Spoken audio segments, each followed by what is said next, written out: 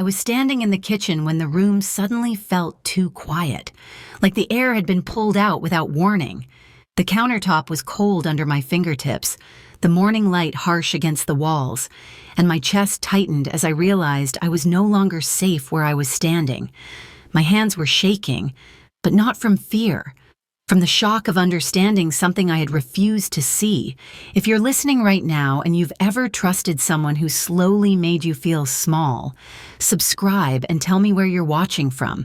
Stories like this happen behind closed doors every day. I remember noticing the smallest details in that moment. The hum of the refrigerator, the dust in the sunlight, the way my breathing sounded louder than it should have. I had given everything for my family, believing love would protect me. Instead, I was learning how easily love can be used as leverage. That was the moment everything started to unravel, though I didn't know yet how far back the story really went. I was standing in my son's kitchen when something inside me gave way. Not loudly, not all at once, but with a dull, stunned quiet that made my hands tremble as I leaned against the counter to stay upright. The room smelled of coffee and polished stone, yet my chest felt tight, as if the air itself had turned against me. I remember thinking how strange it was to feel so small in a house I had helped make possible. My body felt old in that moment, heavier than it had the night before, and my heart carried a confusion that hurt more than any ache in my bones. I realized I was no longer safe there, not in the way a parent expects to be safe in a child's home. I am a mother who believed love would always be enough. I am a woman who thought endurance was the same as strength. As I stood there, steadying my breath, I understood that something essential had shifted, quietly and permanently. That morning ended silence and led me back inside. I was not always someone who needed help. For most of my life, I was the one others leaned on, the one who stayed late, showed up early, and carried more than my share without complaint. I worked with my hands for decades, the kind of work that leaves its mark on your joints and lungs, but also teaches you pride in earning every dollar honestly. I raised my son on my own after his father passed, learning quickly that grief does not pause responsibility. I packed lunches, worked double shifts, and found ways to make ordinary days feel safe. I taught him that promises matter and that family means staying, even when it is hard. Holding on to dignity mattered to me more than comfort ever did. Age crept in quietly. My body slowed before my mind was ready, and my health became something I had to manage instead of ignore. I did not resent that change. I accepted it as part of living a full life. What I struggled with was the idea of needing help, especially from the child I had worked so hard to protect from hardship. Asking for support felt like crossing a line I never wanted to approach. Still, I believed family was where you landed when life grew heavy. When my strength finally faltered, I told myself that leaning on my son was not failure, but trust. I truly believed his home would be a place where I could rest and recover. At moment, hope outweighed fear, and I trusted love to hold me. When I arrived at my son's house, I told myself this was a new chapter, not an ending. The place was beautiful in a way that felt carefully arranged, all clean lines and bright surfaces, as if nothing imperfect was meant to linger. I remember standing in the entryway with my suitcase, breathing in air that smelled faintly of cleaner, and reminding myself to be grateful. At first, everything sounded reasonable. There were routines, preferences, small expectations that were explained as part of keeping the house running smoothly. I listened, nodded, and adjusted myself to fit the rhythm they had already built.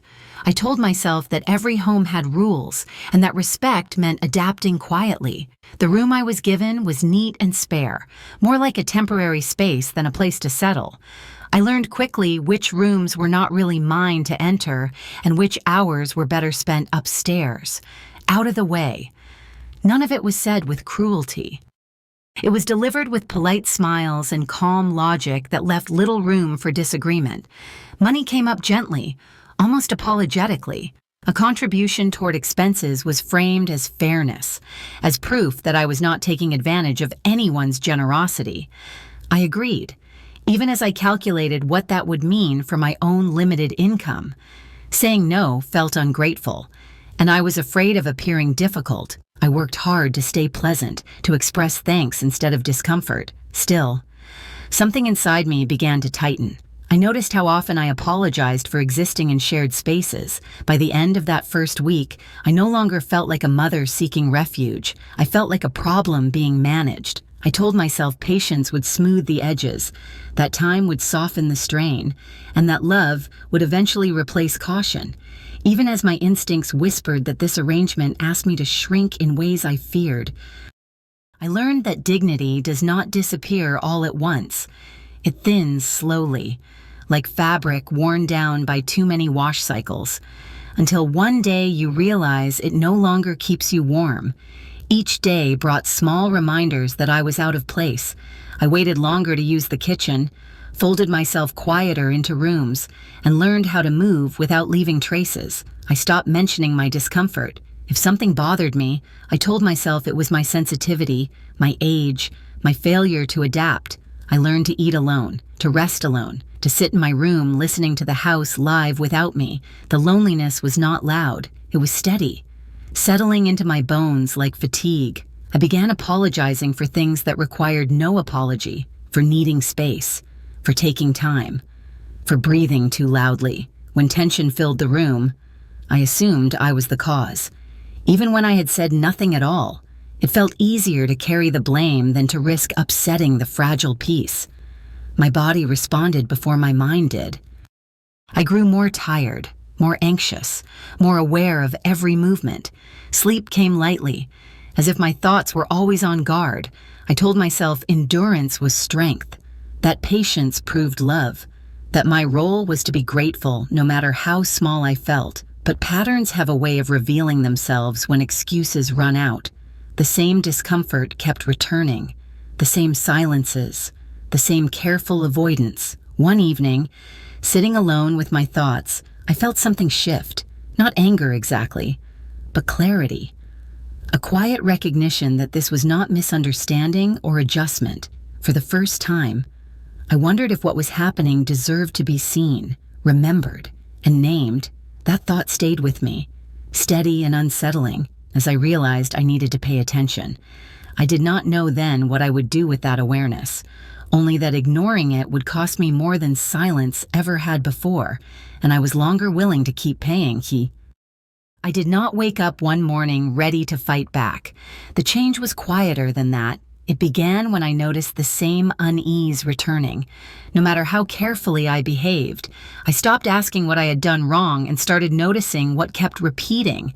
I began to watch, not in anger, not with plans, but with clarity. I paid attention to how money was discussed, how my presence shifted the room, how my needs were consistently treated as interruptions. I wrote things down for myself, small notes, dates, amounts, details I had once dismissed as forgettable. It felt less like preparation and more like anchoring myself to reality. I told myself this was not about blame. It was about staying sane.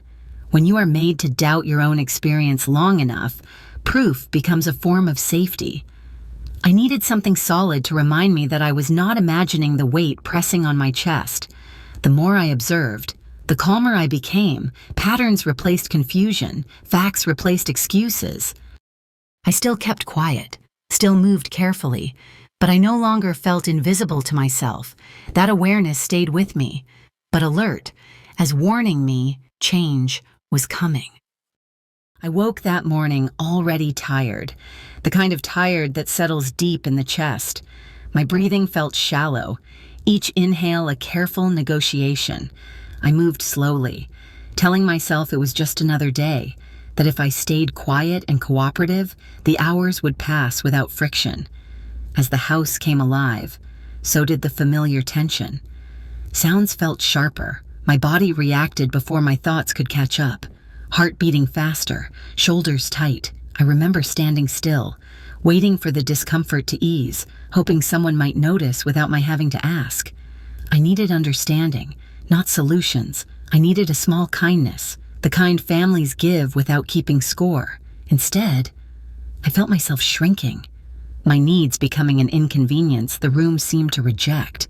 I tried to steady myself, to breathe through the heaviness, but the air felt thinner with every minute. Then a line was crossed, not loudly, not dramatically, but in a way that left no room for denial.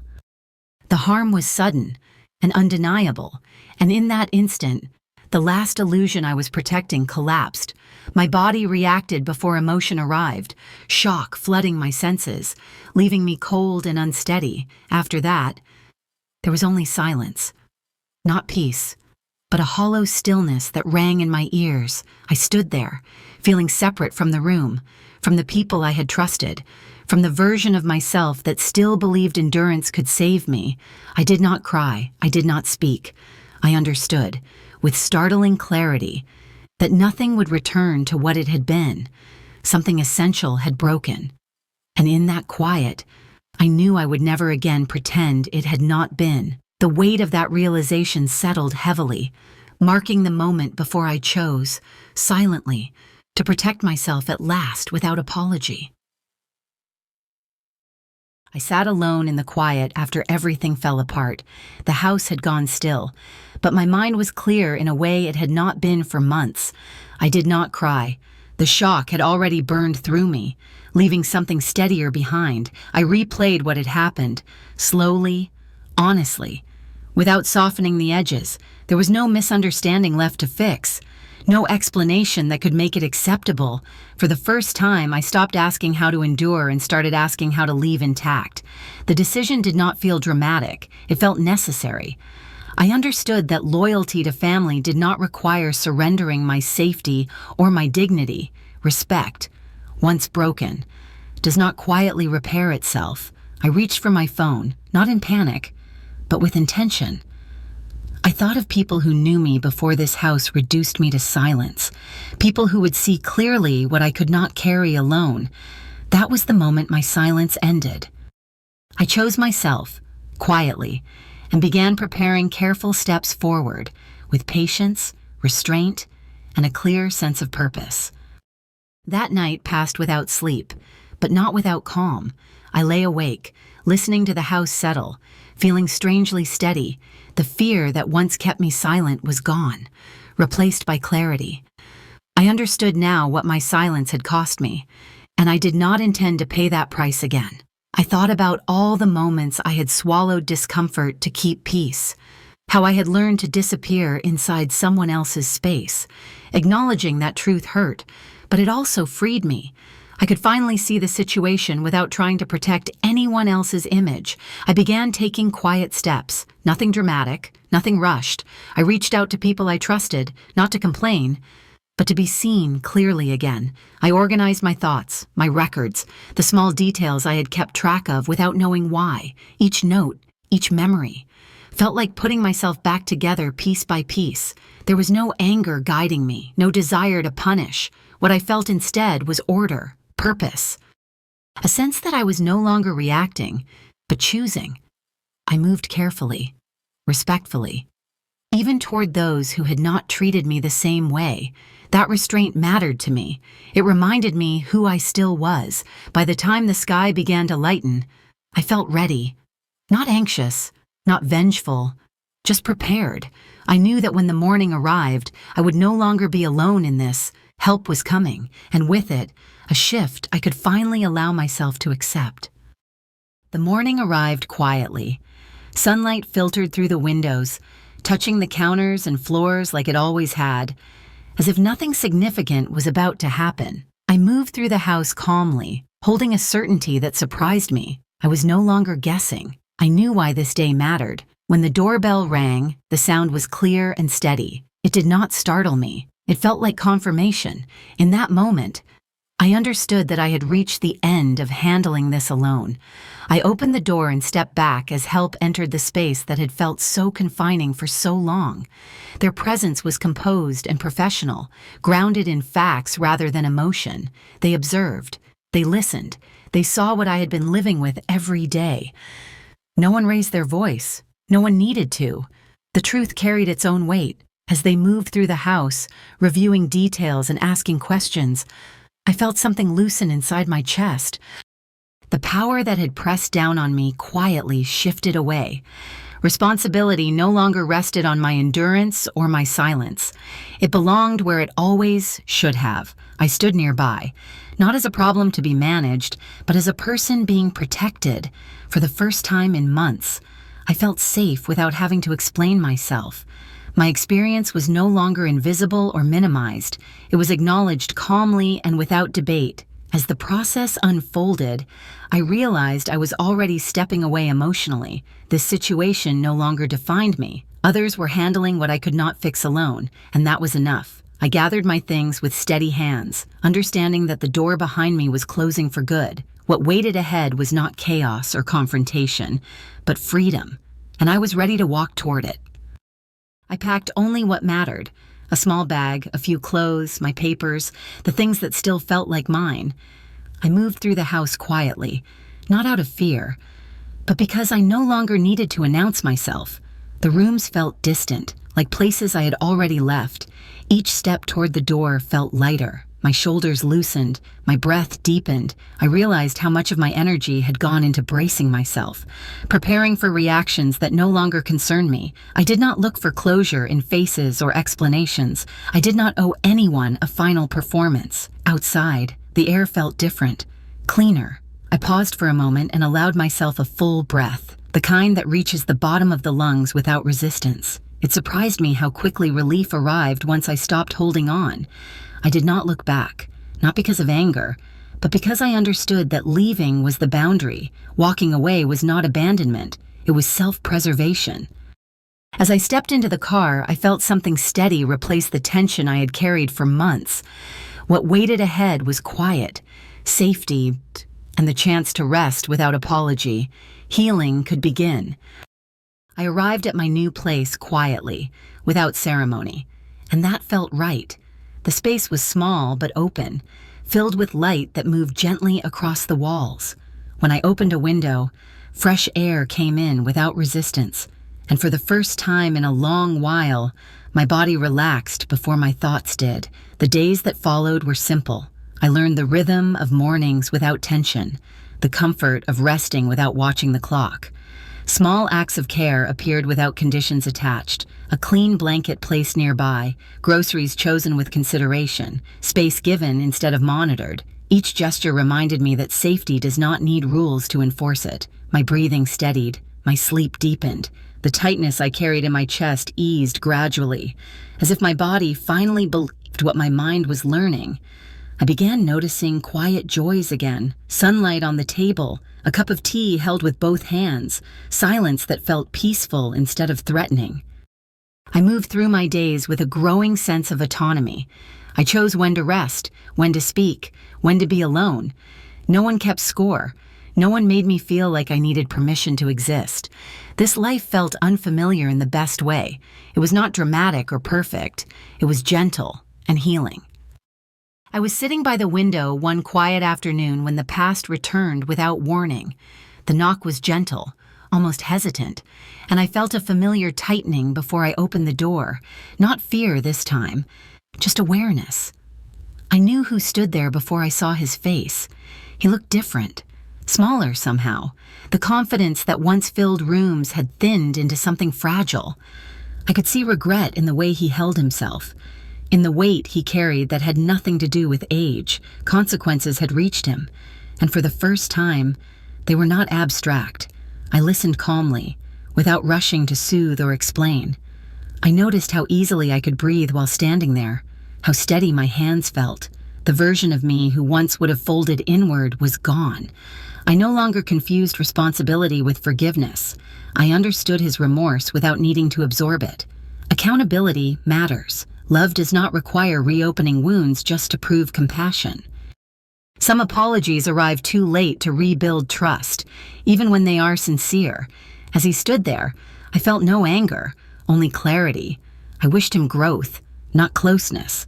I wished him change, not access to my life. Boundaries, I had learned, are not punishments. They are protections. When the door closed again, the quiet returned quickly. I felt lighter, not because I had rejected him, but because I had released myself from an old pattern ended. I've spent a long time thinking about what this experience taught me, not about blame or forgiveness or even family, but about dignity. I believed for years that strength meant enduring quietly, carrying discomfort so others could remain comfortable. I know now that endurance without respect is not strength at all. What saved me was not anger or revenge. It was the moment I decided my safety mattered as much as anyone else's expectations. Boundaries did not make me cold. They gave me room to breathe. They reminded me that love does not require silence, and loyalty does not demand harm. If you are listening to this and feeling small inside your own life, I want you to hear this clearly. Being patient does not mean accepting mistreatment. Being kind does not mean disappearing.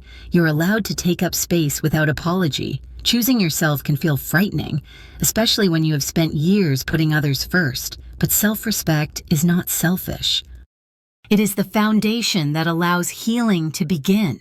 When you protect your dignity, you protect your future. I am grateful I listened to that quiet voice telling me enough was enough. It led me here, to a place of peace I did not think was possible. If my story resonated with you, I would love to hear your thoughts. Have you ever had to choose yourself after staying silent for too long? Share your experience in the comments. You are not alone. Thank you for being here and for honoring your own worth today. Always forward.